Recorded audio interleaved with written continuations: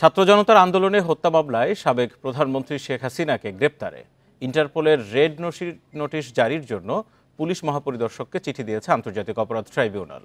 দুপুরে আন্তর্জাতিক অপরাধ ট্রাইব্যুনালের চিফ প্রসিকিউটর তাজুল ইসলাম সাংবাদিকদের বিষয়টি জানিয়েছেন। রোববার আইজিপির কাছে এই চিঠি পাঠানো হয়েছে বলে জানান তিনি। বলেন, ট্রাইব্যুনালে শেখ হাসিনার বিরুদ্ধে হওয়া অসংখ্য মামলার ভিত্তিতেই এই সিদ্ধান্ত। ক্ষমতা ধরে রাখতে জুলাই আগস্ট অভ্যুত্থানে আইনশৃঙ্খলা বাহিনী, আওয়ামী লীগ ও সহযোগী সংগঠনগুলোকে গুলি চালানোর নির্দেশ দেওয়ার অভিযোগ রয়েছে তার বিরুদ্ধে। পাশাপাশি 15 বছরের শাসনামলে গুম ও হত্যার নির্দেশ সহ অসংখ্য অপরাধ সংঘটিত হয় সাবেক প্রধানমন্ত্রীর নির্দেশে, বললেন চিফ প্রসিকিউটর।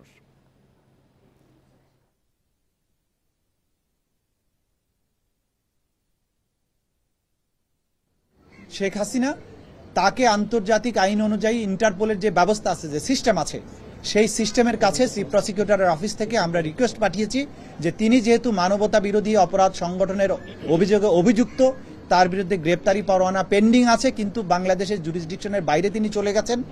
সেই কারণে আন্তর্জাতিক পুলিশিং সংস্থা হিসাবে ইন্টারপোল যাতে তাকে গ্রেপ্তার করার ব্যবস্থা নেয় এবং অন্তত তার ব্যাপারে রেড অ্যালার্ট জারি করে, সেই ব্যাপারে আমরা রিকোয়েস্ট পাঠিয়েছি। বঙ্গভবন থেকে শেখ মুজিবুর রহমানের ছবি সরানো উচিত হয়নি বলে মন্তব্য করেছেন বিএনপির সিনিয়র যুগ্ম মহাসচিব রুহুল কবির রিজভী। সকালে নয়াপল্টনে দলের কেন্দ্রীয় কার্যালয়ে ফ্রি মেডিকেল ক্যাম্প ও রক্তদান কর্মসূচি উদ্বোধনে তিনি এই কথা বলেন। বিএনপি নেতা বলেন, ইতিহাসে যার যতটুকু অবদান বিএনপি তার প্রাপ্য সম্মান দিতে চায়। তিনি বলেন, খন্দকার মুশতাক রাষ্ট্রপতি হয়ে বঙ্গভবন থেকে শেখ মুজিবুর রহমানের ছবি সরিয়েছিলেন, তবে শহীদ রাষ্ট্রপতি জিয়াউর রহমান সেই ছবি পুনরায় স্থাপন করেন। জনগণের জন্য কাজ করতে বেশি দিন প্রয়োজন নেই মন্তব্য করে অন্তর্বর্তী সরকারের উদ্দেশ্যে তিনি বলেন, রাষ্ট্র পরিচালনার ভেতর থেকে তাগিদ দরকার। কিন্তু সময় তো সবসময় একরকম যায় না, যার যতটুকু ইতিহাসে অবস্থান আছে সেটা থাক। আপনারা স্বাধীনতার পরে শেখ মুজিবুর রহমানের অনেক অন্যায়, অনেক দুঃশাসন দেখেছি, তারপরে তো সে ছিল, তার ছবিটা ছিল। জিয়াউর রহমান কিন্তু তার ছবি পুনঃস্থাপন করেছিল। আওয়ামী লীগ এই মুহূর্তে নিষিদ্ধ হোক তা চায় না বিএনপি, এমন মন্তব্য করে দলটির স্থায়ী কমিটির সদস্য আমির খসরু মাহমুদ চৌধুরী বলেছেন, ভোটের মাধ্যমে জনগণই প্রত্যাখ্যান করবে আওয়ামী লীগকে। মঙ্গলবার দুপুরে জাতীয় প্রেস ক্লাবে আলোচনা সভায় এই কথা বলেন। জাতীয় প্রেস ক্লাবে টেক ব্যাক বাংলাদেশ নাগরিক ভাবনা নামের আলোচনা সভা আয়োজন করে voice for democracy and voters rights. সেখানে বক্তারা দেশের সাম্প্রতিক রাজনৈতিক পরিস্থিতি নিয়ে বক্তব্য রাখেন। বিএনপি নেতা আমির খসরু মাহমুদ চৌধুরী বলেন, নির্বাচন ছাড়া অন্য কোনো বক্তব্য অন্তর্বর্তী সরকারের কাছে শুনতে চায় না জনগণ। প্রয়োজনীয় সংস্কার ছাড়া আর কোনো কাজে সময় নষ্ট করা উচিত না। তিনি বলেন, অনির্বাচিত সরকারের মেয়াদ দীর্ঘস্থায়ী হলে তা গণতন্ত্রের জন্য সুফল বয়ে আনে না বলেও মন্তব্য করেন আমির খসরু। আপনি গণতন্ত্রের কথা বলবেন আর নতুন নতুন বয়ান সৃষ্টি করে জনগণকে বাইরে রেখে সিদ্ধান্ত দেওয়ার চেষ্টা করবেন, সেটা গ্রহণযোগ্য হবে না বাংলাদেশের মানুষের কাছে। আপনি যদি আওয়ামী লীগকে ক্যান্সেল করে দিতে চান অন্য কোনোভাবে, এগুলো টিকে থাকে না। আওয়ামী লীগকে ক্যান্সেল করতে হবে, জনগণের ভোটের মাধ্যমে আওয়ামী লীগকে আপনাকে ক্যান্সেল করতে হবে। নিউমার্কেট থানার ব্যবসায়ী ওয়াদুদ হত্যা মামলায় বরগুনায় 1 আসনের সাবেক সংসদ সদস্য ধীরেন্দ্র দেবনাথ শম্ভুকে 6 দিনের রিমান্ডে পাঠিয়েছে আদালত। সকালে ঢাকার মেট্রোপলিটন ম্যাজিস্ট্রেট শরীফুর রহমান শুনানি শেষে রিমান্ডে এই আদেশ দেন। মামলার তদন্ত কর্মকর্তা 10 দিনের রিমান্ড আবেদন করেন। দুই পক্ষের শুনানি শেষে 6 দিনের রিমান্ড মঞ্জুর করে আদালত। এর আগে সোমবার রাতে রাজধানীর উত্তরা থেকে শম্ভুকে গ্রেপ্তার করে পুলিশ। ছাত্র আন্দোলনের ঘটনায় কয়েকটি মামলার আসামি সাবেক এই এমপি। এদিকে একই মামলায় রিমান্ড শেষে কারাগারে পাঠানো হয়েছে সাবেক মন্ত্রী ও আওয়ামী লীগের উপদেষ্টা পরিষদের সদস্য আমির হোসেন আমুকে। এই হত্যার সঙ্গে কারা জড়িত সবকিছু জিজ্ঞাসাবাদ করার জন্য তাকে 10 দিনের রিমান্ড প্রার্থনা করেন বিজ্ঞ আদালত। তার পক্ষে তার আইনজীবীরা ছিল, তার আইনজীবীরা তার রিমান্ড বাতিলের দাবিতে প্রার্থনা করেন। বিজ্ঞ আদালত উভয় পক্ষের বক্তব্য শোনার পর তার বিরুদ্ধে 6 দিনের রিমান্ড মঞ্জুর করে তাকে তদন্তকারী কর্মকর্তা হেফাজতে প্রদান করেন। তিনি ছিলেন না এবং এই মামলার সাথে সম্পৃক্ত কোনো বিষয়বস্তুর সাথে তিনি ছিলেন না। তাকে এই মামলায় শুধুমাত্র রাজনৈতিকভাবে হয়রানি করার জন্য নেওয়া হয়েছে। তিনি সম্পূর্ণ নির্দোষ এবং নিরপরাধ। তার রিমান্ড বাতিলপূর্বক আমরা জামিনের জন্য প্রার্থনা করেছি। রাজধানীর 300 কিলোমিটার খালের 120 কিলোমিটারই দখল হয়ে গেছে।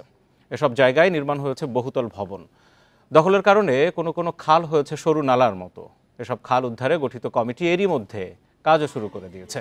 বিশেষজ্ঞরা বলছেন, আগে খালের জায়গা চিহ্নিত করতে হবে, তারপর উচ্ছেদ অভিযান। রাজধানীর মোহাম্মদপুরের রামচন্দ্রপুর খাল এটি। খালের জায়গা দখল করে গড়ে উঠেছে অটোরিকশার গ্যারেজ ও বহুতল ভবন। আগে ছিল আওয়ামী লীগ অফিস, এখন বিএনপির। এই যে এত বড় দল, ওই যে ওইদিকে বাড়ি দল, পুরো দেশ দল, সেইটা না পাই আপনি খাল পারে আইছেন। এই যে বেটারা স্কুল ব্যান্টেন রাহে ওই নাইছেন এই যে দেখতে। যতদূর চোখ যায় খালে শুধুই দখলের থাবা।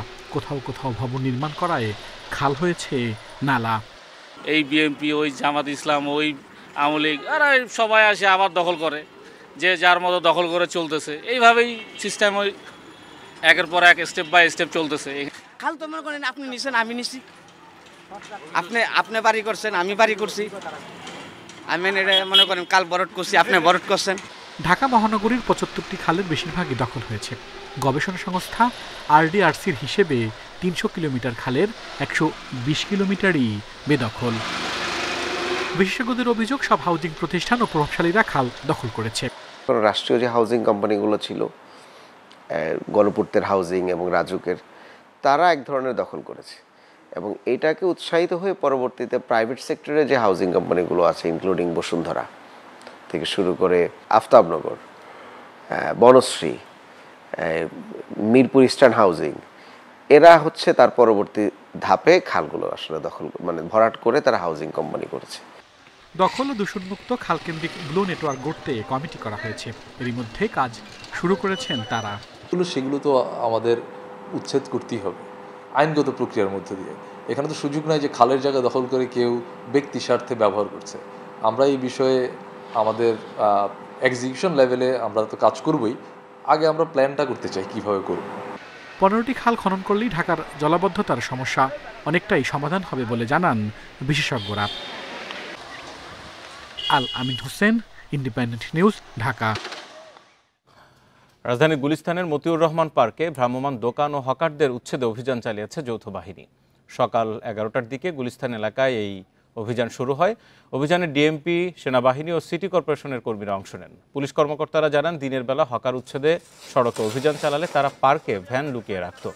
এ কারণে পার্কে অভিযান পরিচালনা করা হয়। তবে হকারদের দাবি, সিটি কর্পোরেশনের পার্কিংয়ের টিকিট নিয়েই ভ্যান রাখত তারা। এজন্য প্রতি রাতে ৫০ টাকার টিকিট কাটতে হতো। তবে সিটি কর্পোরেশন বলছে, গাড়ি পার্কিংয়ের জায়গায় ভ্যান রাখার সুযোগ নেই। আগের রাতে মাইকিং করার অভিযানের সময়ে হকার উপস্থিতি অপেক্ষাকৃত কম ছিল।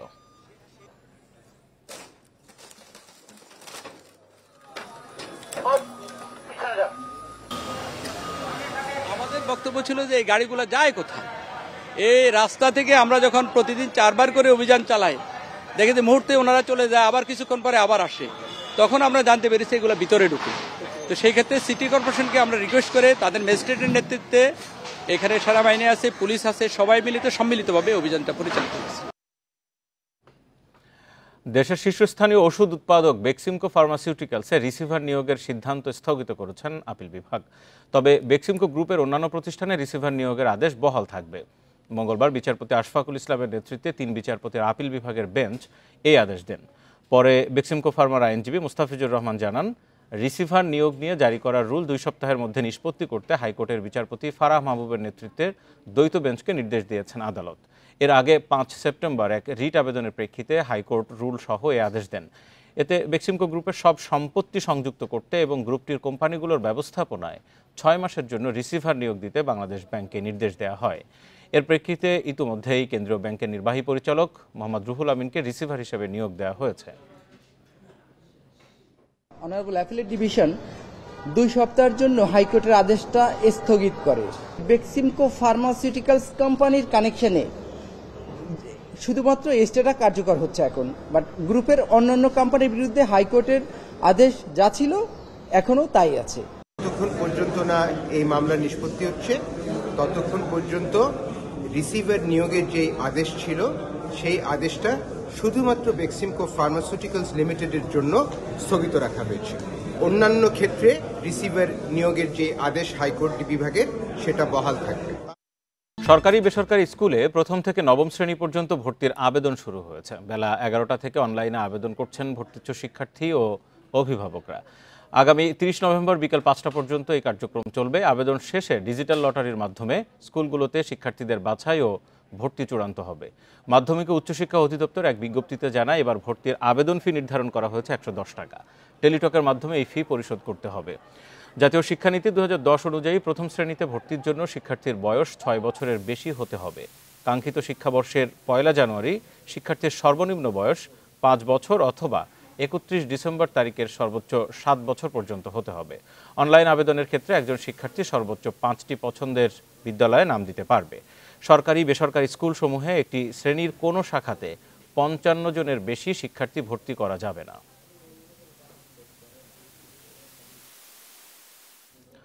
শেরপুরে অপহরণের 7 দিন পর অভিযুক্ত রবিনের বাড়ির থেকে মিলেছে কলেজ শিক্ষার্থী সুমন মিয়ার মরদেহ।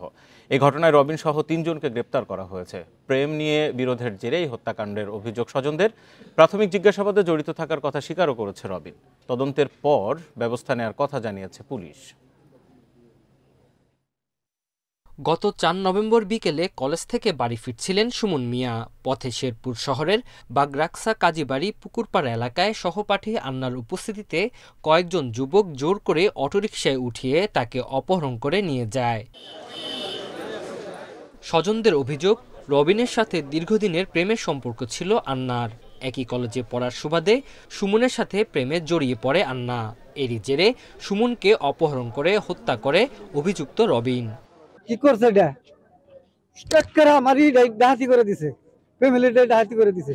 আমি আর ফাঁসি চাই। তদন্ত হওয়া দরকার, এর সাথে কে কে জড়িত আছে, একাই কাজটা করতে পারেনি কখনো।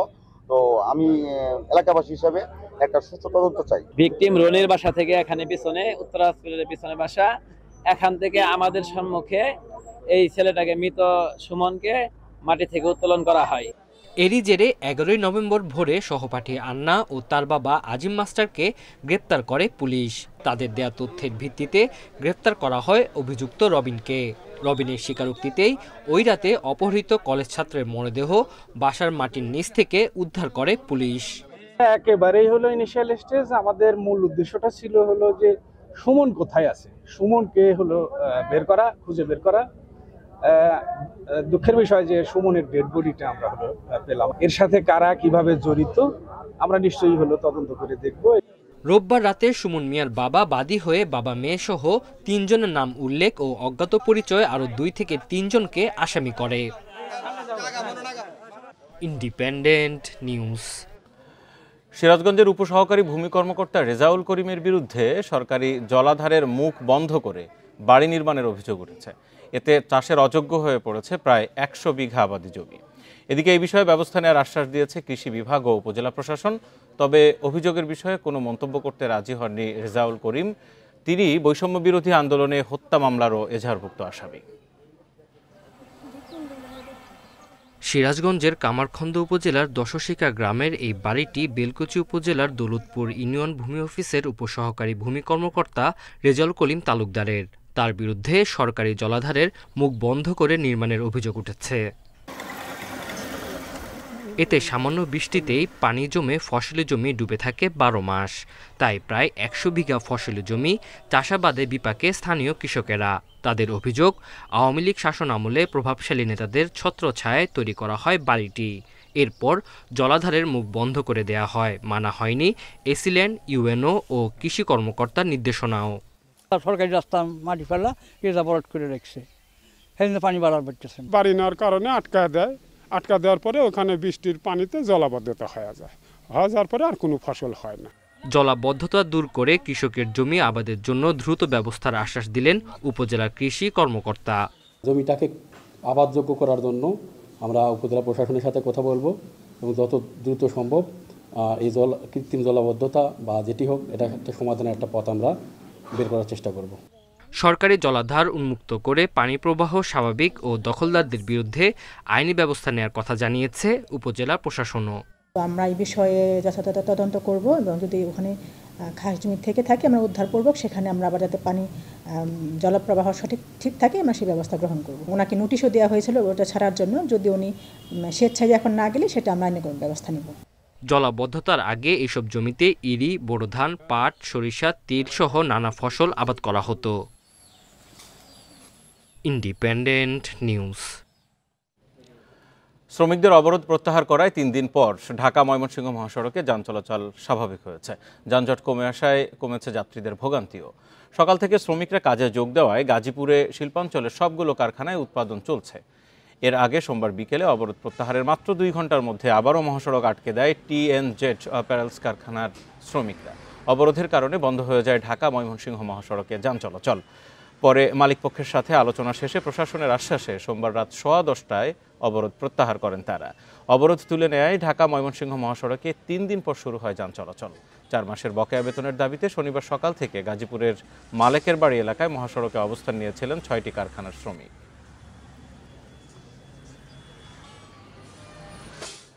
লক্ষ্মীপুরে সড়কে সিএনজি অটোরিকশা সহ বিভিন্ন পরিবহনে চাঁদাবাজি ও শ্রমিক হয়রানির প্রতিবাদে বিক্ষোভ সমাবেশ করেছে পরিবহন শ্রমিকরা। দুপুরে জেলা প্রশাসক কার্যালয়ের সামনে সড়কে ঘণ্টাব্যাপী এই কর্মসূচি পালিত হয়। এ সময় সমাবেশে বক্তারা বলেন, লক্ষ্মীপুরে 5 উপজেলার বিভিন্ন সড়কে প্রায় 10,000-এর বেশি সিএনজি অটোরিকশা সহ ছোট বড় পরিবহন চলাচল করে। এ সময় নানা অজুহাতে শ্রমিকদের কাছ থেকে চাঁদা আদায় করে থাকে একটি চক্র। চাঁদা না দিলে সড়কে পরিবহন শ্রমিকদের বিভিন্ন হয়রানি করে থাকে তারা। সড়কে হয়রানি ও চাঁদাবাজি বন্ধে প্রশাসন প্রয়োজনীয় ব্যবস্থা না নিলে কঠোর কর্মসূচির হুঁশিয়ারি দেন পরিবহন শ্রমিকরা।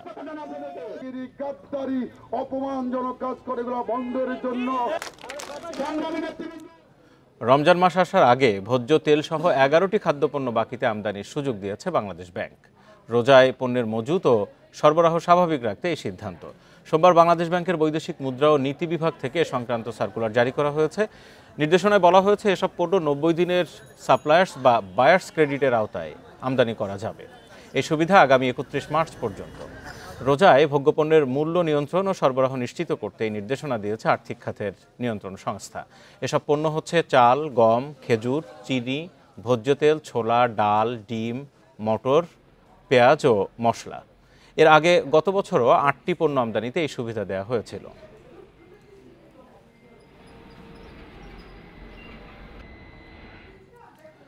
নারায়ণগঞ্জের কাঁচপুরে রাস্তায় ওয়েল্ডিংয়ের সময় গ্যাস লিকেজ থেকে বিস্ফোরণে 7 জন দগ্ধ হয়েছে। সোমবার রাত 11টার দিকে সোনারগাঁও উপজেলার সোনাপুরের লাভলি সিনেমা হলের সামনেই দুর্ঘটনা ঘটে। এই ঘটনায় 3 জন শ্রমিক সহ 4 জন পথচারী দগ্ধ। জাতীয় বার্ন অ্যান্ড প্লাস্টিক সার্জারি ইনস্টিটিউটে প্রাথমিক চিকিৎসার পর তাদের 4 জনকে ভর্তি করা হয়েছে। আহতদের মধ্যে একজন সর্বোচ্চ 22% দগ্ধ হয়েছেন, বাকিদের দগ্ধের মাত্রা 20%-এর নিচে। দগ্ধদের পরিবারের সদস্যরা বলছেন, রাস্তায় কল বসানোর কাজ করছিলেন শ্রমিকরা। ঝালাইয়ের কাজ করার সময় হঠাৎ গ্যাস লিকেজ থেকে বিস্ফোরণ ঘটে। ওয়েল্ডিংয়ের কাজ করতেছিল, তখন গ্যাসের লিকেজ ছিল, সেটা তার আমরা কেউ দেখা হয় না। তো সেক্ষেত্রে ওইখানে গ্যাসের লিকেজ যেখানে ছিল ওইখান থেকে আবার মানে ওই যে কারেন্টের একটা ফ্যানের ছাড়া ছিল, ওই ফ্যানের সাথে গ্যাস গেছে। গ্যাসের যা মানে ওই যারা বসেছিল পায়ে হাতে মানে বার্ন হয়েছে আর মুখে। 7 নভেম্বর জাতীয় বিপ্লব ও সংহতি দিবস উপলক্ষে দেশের বিভিন্ন স্থানে ফ্রি মেডিকেল ক্যাম্প ও রক্তদান কর্মসূচির আয়োজন করেছে বিএনপি। সকালে বরিশাল নগরীর সদর রোডে বিএনপির দলীয় কার্যালয়ের সামনে এই কর্মসূচির আয়োজন করা হয়। কর্মসূচিতে রোগীদের বিনামূল্যে চিকিৎসা সেবা প্রদান ও ফ্রি ওষুধ বিতরণ করা হয়। এতে সহযোগিতা করে চিকিৎসক সংগঠন ড্যাব। এর আগে যুবদলের উদ্যোগে ফ্রি মেডিকেল ক্যাম্পের আয়োজন করা হয়। কেন্দ্রীয় কর্মসূচির অংশ হিসেবে কুমিল্লায় বিনামূল্যে চিকিৎসা সেবা ও রক্তদান কর্মসূচি পালন করেছে বিএনপি। সকালে কুমিল্লা টাউন হলে এই কর্মসূচির আয়োজন করে দক্ষিণ জেলা ও মহানগর বিএনপি। সকাল থেকে বিনামূল্যে চিকিৎসা নিতে আসেন সাধারণ মানুষ।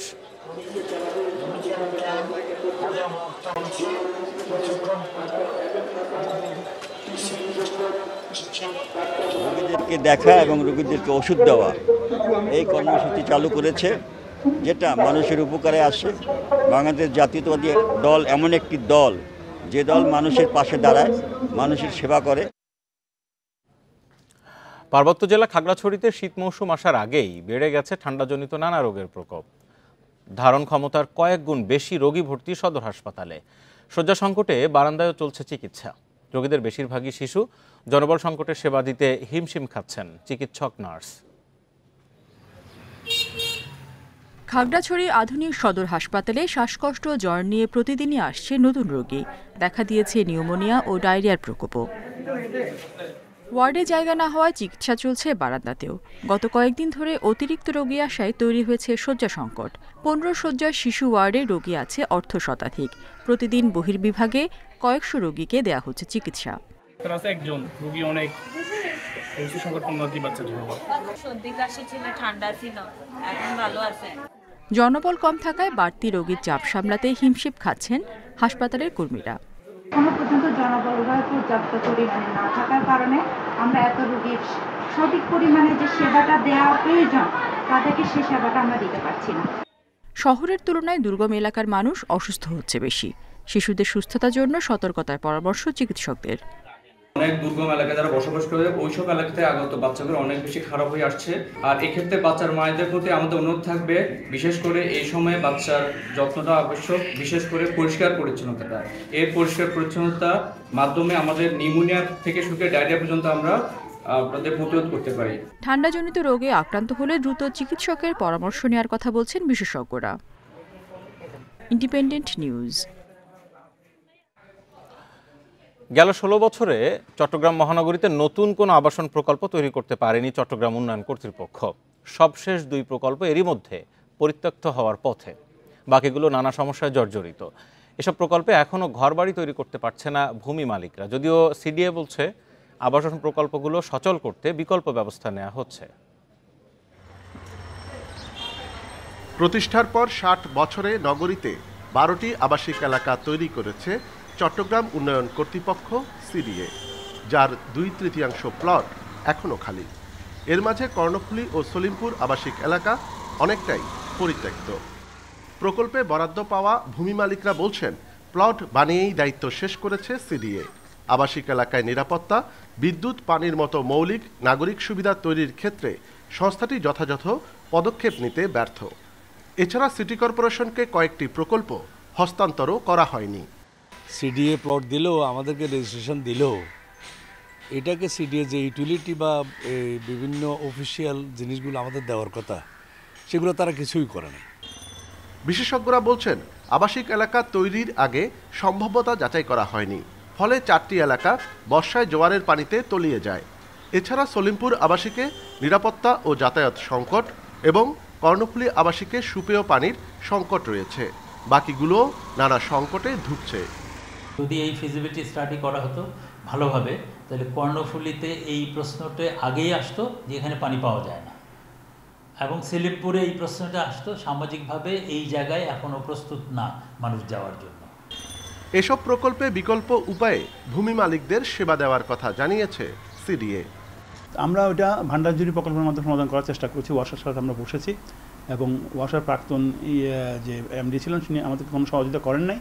আশা করছি বর্তমান সরকারে যে আমাদের প্রশাসক নেওয়া হয়েছে উনি আমাদেরকে সহযোগিতা করবে। ওই ওয়াসার যদি সাপোর্টটা আমরা পাই তাহলে এই আবাসিকরা কিন্তু পুনরুদ্যমে চালু করতে পারবে। আবাসিক প্রকল্প বাস্তবায়ন করতে না পারায় বড় আয় হারাচ্ছে সিডিএ। অনুপম শীল, ইন্ডিপেন্ডেন্ট নিউজ, চট্টগ্রাম।